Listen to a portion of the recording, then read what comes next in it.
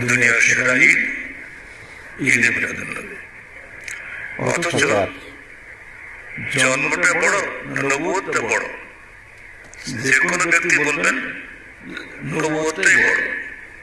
যদি নবী না হতেন তাহলে কি তিনি এত গুরুত্বপূর্ণ ব্যক্তি হতেন? আল্লাহ তাকে নবুয়ত দান করলেন 40 বছর বয়সে। জন্মের সময় তো জানতেন উনি কি হবেন। মিথ্যা মিথ্যা। ইসলামের বিধান খুবই স্পষ্ট।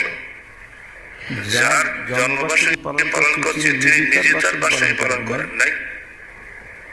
সূরা আলে ইমরানে উল্লেখ আছে, ওয়াইযা আখাযনা মিসাকান নাবিয়্যিন। খলিফা আবু বকর, ওমর, নবীকে পাঠানোর আগেই আল্লাহ সব নবী থেকে অঙ্গীকার নিয়েছেন।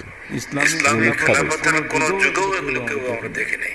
ইতিহাস সাক্ষ্য 625 হিজরিতে ইরাকের